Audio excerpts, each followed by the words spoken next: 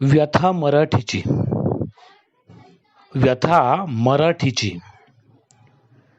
स्वप्नात एकदा माझ्या माय मराठी अवतरली. का कुणास ठाऊक काही बोलण्याआधीच ती गहिवरली.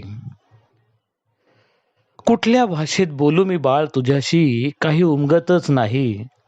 मूळ माझं लुप्त होत चाललंय, या डोळा हे पाहवत नाही. अनेक आक्रमण मी सहन केली, पण हा अत्याचार आता सहन होत नाही. माझ्या अस्तित्वाची आता कुणालाच काही फिकर नाही. मराठी बोलणे आता मागासले पण वाटतंय का तुम्हाला? मग मराठीचा अपमान होताना काहीच कसे वाटत नाही मराठी मनाला? कोणीतरी मर्द मराठा पुन्हा जन्माला यावा अशी प्रार्थना करून ती नतमस्तक झाली. स्वप्नात एकदा माझ्या माय मराठी अवतरली. का कुणास ठाऊक काही बोलण्याआधीच ती गहिवरली.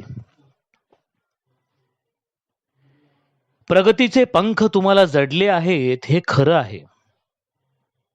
प्रगतीचे पंख तुम्हाला जडले आहेत हे खरं आहे, पण मातृभाषेचा तुम्हाला पडलाय विसर हेही तितकेच सत्य आहे.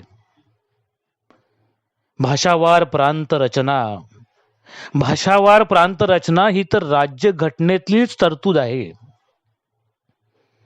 पण घटनाबाह्य कायदे केल्याने परभाषेचेच वर्चस्व आहे. इतर भाषांना माझा विरोध अजिबातच नाही. इतर भाषांना माझा विरोध अजिबातच नाही. पण विकासाच्या नावाखाली चाललेली ही दडपशाही योग्य नाही. मराठीला पुन्हा गतवैभव प्राप्त व्हावे एवढीच कळकळीची विनंती करून ते अंतर्धान पावले. मराठीला पुन्हा गतवैभव प्राप्त व्हावे एवढीच कळकळीची विनवणी करून ते अंतर्धान पावली. स्वप्नात एकदा माझ्या माय मराठी अवतरली. का कुणास ठाऊक काही बोलण्याआधीच ती गहिवरली. काही बोलण्याआधीच ती गहिवरली.